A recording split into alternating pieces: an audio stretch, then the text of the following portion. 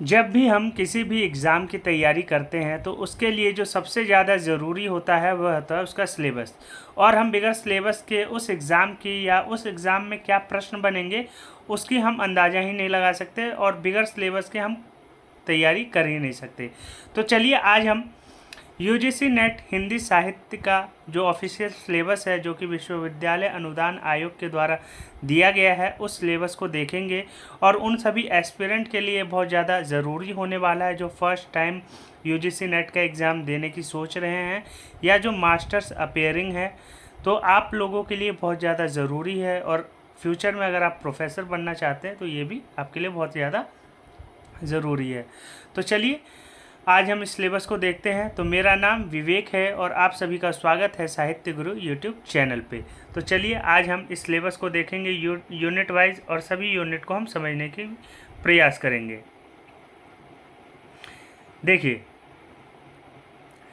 पहली जो यूनिट है वह इसका है भाषा। ठीक है, तो हिंदी भाषा और उसका विकास, इसमें हमें पढ़ाई कर क्या क्या करना है, कौन कौन से जो टॉपिक्स दिए गए हैं उन सबको हमें अच्छे से समझना है। देखिए, उन सब के बारे में हम चर्चा करेंगे। तो हिंदी की ऐतिहासिक पृष्ठभूमि क्या रही है, इसको पढ़ना है। फिर प्राचीन भारतीय आर्य भाषाएं क्या रही हैं, मध्यकालीन भारतीय आर्य भाषाएं क्या रही है, पाली के बारे में पढ़ना है, प्राकृत, सौरसैनी, अर्धमागधी, मागधी, अपभ्रंश और उनकी विशेषताएं, अपभ्रंश, अवहट्ट और पुरानी हिंदी का संबंध। तो इन सभी को हमें पढ़ना है भाषा में। फिर क्या है, आधुनिक भारतीय आर्य भाषाएं और उनका वर्गीकरण किस प्रकार हुआ उसको पढ़ना है। फिर है हिंदी का भौगोलिक विस्तार, हिंदी की उपभाषाएं, पश्चिमी हिंदी, पूर्वी हिंदी, राजस्थानी, बिहारी तथा पहाड़ी वर्ग और उनकी बोलियां, खड़ी बोली, ब्रज और अवधी की विशेषताएं, हिंदी के विविध रूप और हिंदी, उर्दू, दक्षिणी हिंदुस्तानी हिंदी का भाषिक स्वरूप, हिंदी की स्वनिम व्यवस्था, खंड्य और खंड्येतर हिंदी ध्वनियाँ के वर्गीकरण का आधार, हिंदी शब्द रचना, उपसर्ग, प्रत्यय,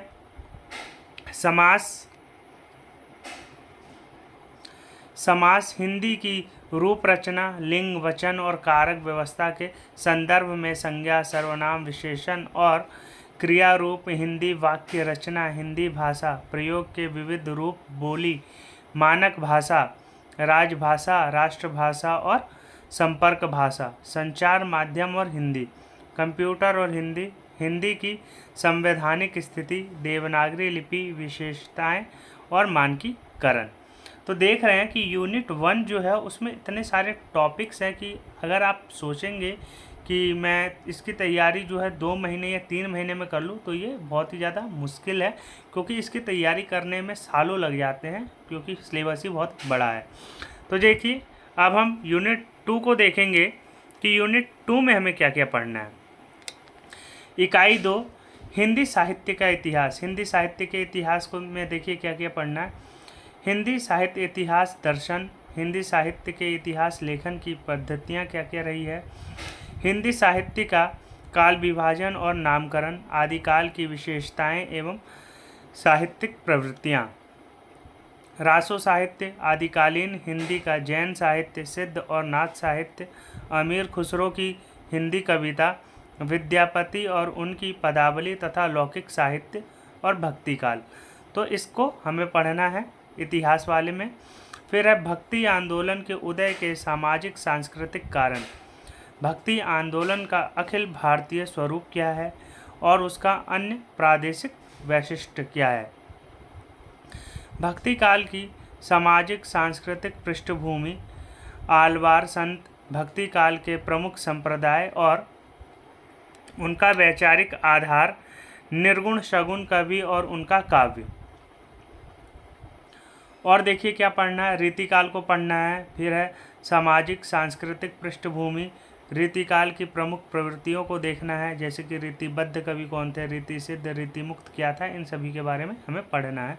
और इसमें कौन कौन से कवि हैं, कौन कौन सी रचना है, ये सबकी जानकारी हमें होनी चाहिए।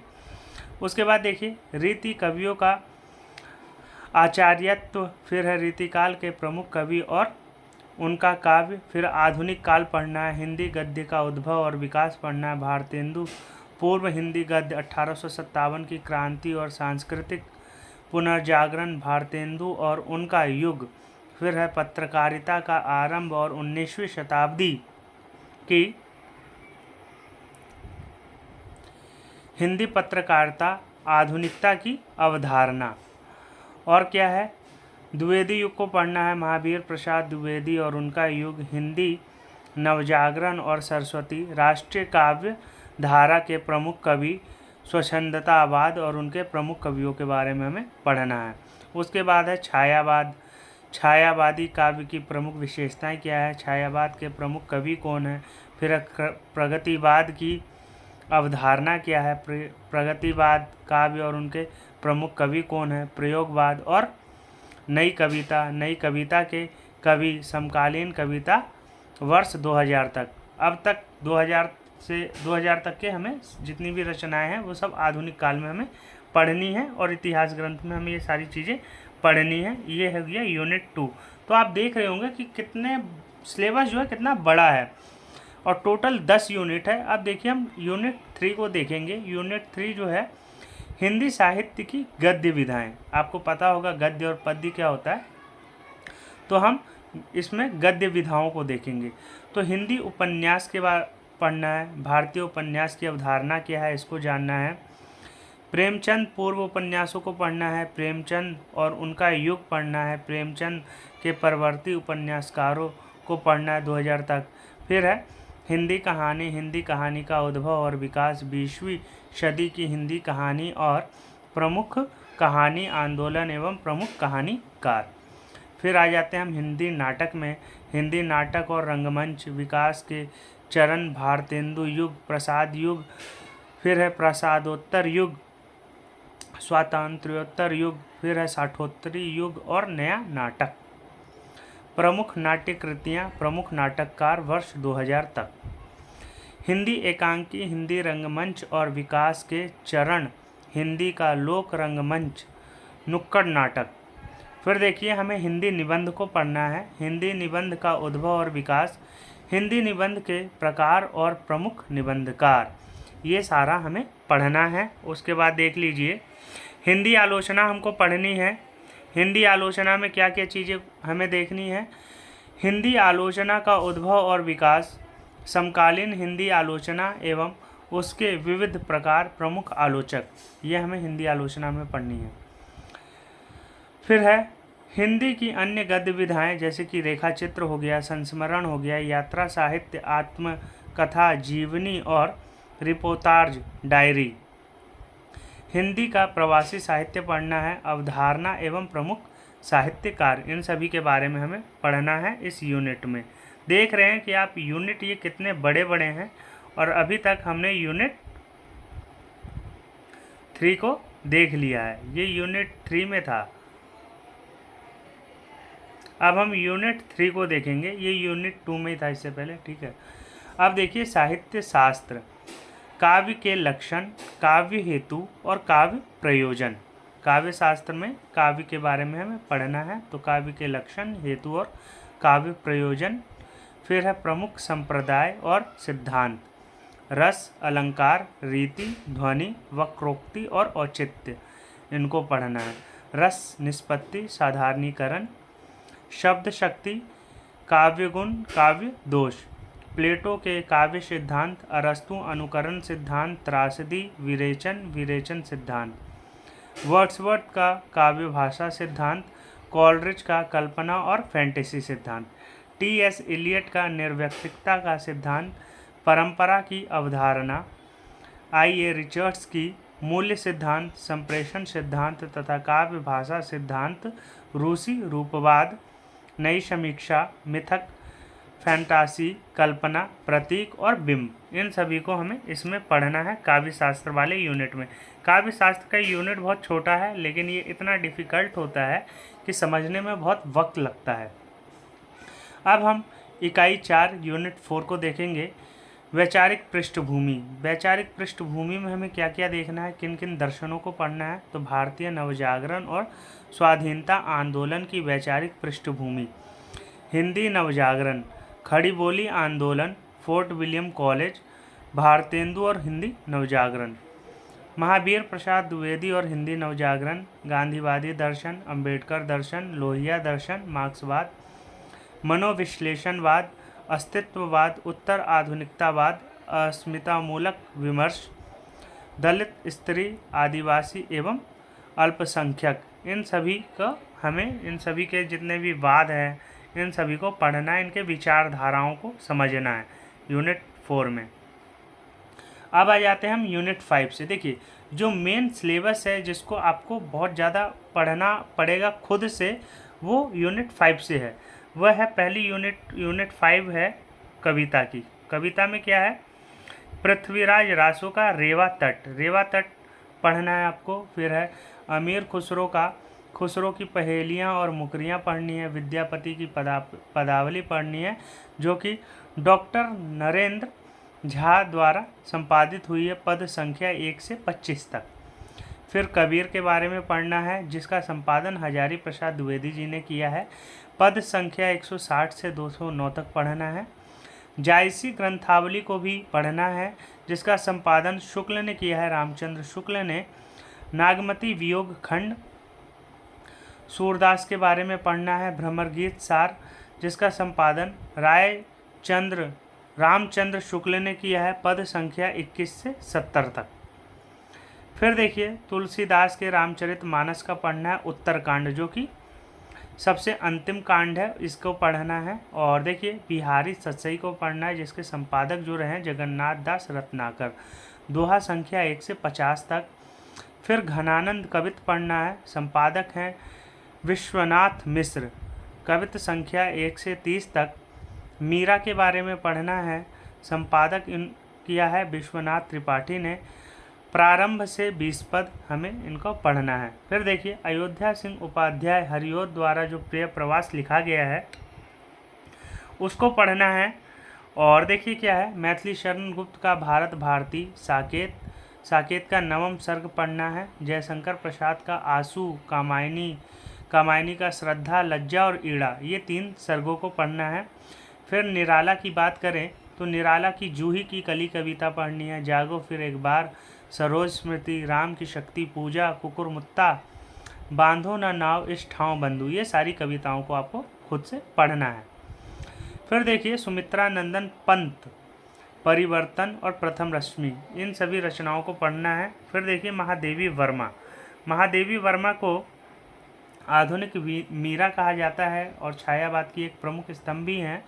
तो इनकी जो रचना है, बीन भी हूँ मैं तुम्हारी रागिनी भी हूँ, मैं नीर भरी दुख की बदली, फिर बिकल है प्राण मेरे, यह मंदिर का दीप इसे नीरव जलने दो, द्रुत झरो जगत के जीर्ण पथ, तो इसको आपको पढ़ना है। फिर रामधारी सिंह दिनकर की उर्वशी का 3य अंक रश्मि रथी पढ़ना है। फिर नागार्जुन की बात करें तो कालिदास बादल को घिरते देखा है, अकाल और उसके बाद। फिर देखिए खुरदरे पैर, शासन की बंदूक और मनुष्य हूँ, इन सभी रचनाओं को पढ़ना है। सच्चिदानंद हीरानंद वात्सन अज्ञ, इनकी जो रचना है कलगी बाजरे की, यह दीप अकेला, हरी घास पर क्षण भर, असाध्य बीना, कितनी नावों में कितनी बार, इन सभी रचनाओं को आपको पढ़ना है। उसके बाद देखिए भवानी प्रसाद मिश्र की जो रचना है गीत फरोश और सतपुड़ा के जंगल, इसको पढ़ना है। मुक्तिबोध की रचना है भूल गलती, ब्रह्म राक्षस और अंधेरे में, इसको पढ़ना है। फिर धूमिल की बात करें तो नक्सलवाड़ी आ जाती है, और मोचीराम और अकाल दर्शन, रोटी और संसद, इन सभी रचनाओं को आपको पढ़ना है। और देखिए अब आ जाते हैं हम उपन्यास की तरफ, जो कि यूनिट 6 इकाई 6 है। और देखिए इकाई 6 बहुत बड़ी है क्योंकि उपन्यास है, और उपन्यास जो होते हैं बहुत बड़े होते हैं। तो पंडित गौरी दत्त का जो उपन्यास है देवरानी जेठानी की कहानी, इसको आपको पढ़ना है। लाला श्रीनिवास दास की परीक्षा गुरु, फिर प्रेमचंद का गोदान, अज्ञे का शेखर एक जीवनी भाग 1 पढ़ना है। 2 भाग हैं इसके, लेकिन भाग 1 पढ़ना है। हजारी प्रसाद द्विवेदी बाणभट्ट की आत्मकथा। और देखिए क्या है, फणीश्वर नाथ रेणु की मैला आंचल को पढ़ना है। यशपाल का झूठा सच पढ़ना है, और इसका भी पहला ही भाग पढ़ना है झूठा सच का। और अमृतलाल नागर की रचना जो है मानस का हंस, उसको पढ़ना है। भीष्म शाहनी की तमस पढ़ना है। श्रीलाल शुक्ल का राग दरबारी, कृष्णा सोबती का जिंदगी नामा, मन्नू भंडारी का आपका बंटी और जगदीश चंद्र का धरती धन्ना अपना। तो ये सारी रचनाएं, ये सारे उपन्यास आपको यूनिट 6 में पढ़ने हैं। और यूनिट 6 की जो सबसे ज़्यादा इम्पोर्टेंट होती है, उनकी भूमिकाओं, उनकी जो उपन्यास की भूमिका है वो आपको याद होनी चाहिए, क्योंकि प्रश्न ज़्यादातर जो कथन वाले होते हैं भूमिका से बनते हैं, और बाकी फैक्चुअल प्रश्न जो होते हैं आजकल बहुत डीप क्वेश्चन पूछे जाते हैं, तो आपको एक बार पढ़ ही लेना चाहिए सारी चीज़ों को। फिर देखते हैं हिंदी कहानी। यूनिट 7 हिंदी कहानी में आपको क्या क्या पढ़ना है। राजेंद्र बाला घोष, जिनको हम बंग महिला के नाम से भी जानते हैं, इनकी रचना है चंद्रदेव से मेरी बातें, दुलाई वाली, इन दोनों को पढ़ना है। फिर माधवराव सप्रे की एक टोकरी भर मिट्टी, इस कहानी को पढ़ना है। सुभद्रा कुमारी चौहान की राही और प्रेमचंद की रचना है ईदगाह, दुनिया का अनमोल रतन, इनको पढ़ना है, कहानियाँ हैं। राजा राधिका रमन प्रसाद सिंह की कानों में कंगना, चंद्रधर शर्मा गुलेरी की उसने कहा था, जयशंकर प्रसाद का आकाशदीप और जैनेन्द्र का अपना अपना भाग्य, इस कहानी को पढ़ना है। फिर देखेंगे जो फणीश्वर नाथ रेणु हैं, उनकी कहानी है तीसरी कसम, लाल पान की बेगम, इसको पढ़ना है। अज्ञे की गैग्रीन, जिसको बाद में रोज के नाम से भी प्रकाशित किया गया है। शेखर जोशी की जो कहानी है कोशी का घटवार, भीष्म शाहनी अमृतसर आ गया है, चीफ की दावत, कृष्णा सोबती की कहानी सिक्का बदल गया, हरिशंकर परसाई की रचना है इंस्पेक्टर माता दीन चांद पर, ज्ञान रंजन की जो कहानी है पिता, इसको पढ़ना है। फिर कमलेश्वर का राजा निर्बंसिया और निर्मल वर्मा की परिंदे, इन सभी को पढ़ना है। और इन सभी कहानियों को आपको कम से कम 4 से 5 बार ज़रूर पढ़ना चाहिए, क्योंकि एक बार में याद नहीं होंगी और इनसे बहुत ज़्यादा डीप प्रश्न पूछे जाते हैं। तो भाई सबको अच्छे से पढ़ लेना, जो भी पहली बार तैयारी कर रहा है और जो पहले तैयारी कर चुके हैं उनको पूरा सिलेबस तो याद होना चाहिए, पूरे मतलब सिलेबस आपको पूरा याद होना चाहिए, जितना मैं आपको बता रहा हूँ सारी चीज़ें याद होनी चाहिए। अब देखिए यूनिट 8 में आपको क्या क्या पढ़ना है। यूनिट 1 में आपको पढ़ना है हिंदी नाटक में क्या क्या चीज़ें। भारतेंदु की रचना है अंधेर नगरी, भारत दुर्दशा, इन दोनों नाटकों को पढ़ना है। जयशंकर प्रसाद का चंद्रगुप्त, स्कंदगुप्त और ध्रुव स्वामी। फिर देखिए धर्मवीर भारती का अंधा युग, लक्ष्मी नारायण लाल का सिंदूर की होली, मोहन राकेश का आधे अधूरे आषाढ़ का एक दिन, फिर हबीब तनवीर का आगरा बाजार, सर्वेश्वर दयाल सक्सेना का बकरी और शंकर शेष एक और द्रोणाचार्य, उपेंद्रनाथ अश्क का अंजो दीदी और मन्नू भंडारी की महाभोज।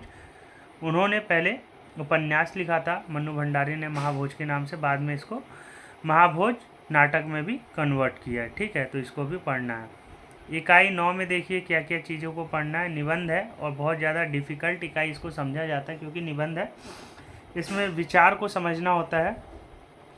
तो हिंदी निबंध में देखिए क्या क्या चीज़ें पढ़नी है। भारतेंदु, भारतेंदु का जो दिल्ली दरबार दर्पण है, इस निबंध को पढ़ना है। भारत वर्षोन्नति कैसे हो सकती है, इसको भी देखना है।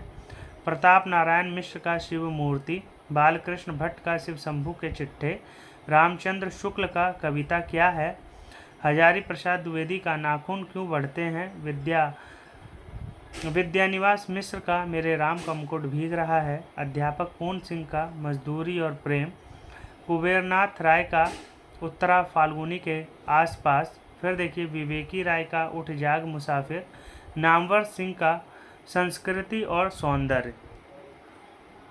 अब देखिए यूनिट 10 आखिरी यूनिट है और इसमें हमें आत्मकथा, जीवनी तथा अन्य गद्य विधाओं को पढ़ना है। तो इसमें क्या क्या है, राम वृक्ष बेनीपुरी का पढ़ना है, माटी की मूर्तें, महादेवी वर्मा की ठकुरी बाबा, तुलसी राम का मुर्दैया, शिवरानी देवी का प्रेमचंद घर में, मन्नू भंडारी का एक कहानी, यह भी विष्णु प्रभाकर का आवारा मसीहा। तो ये सारी रचनाएं जो हैं हमें पढ़नी हैं।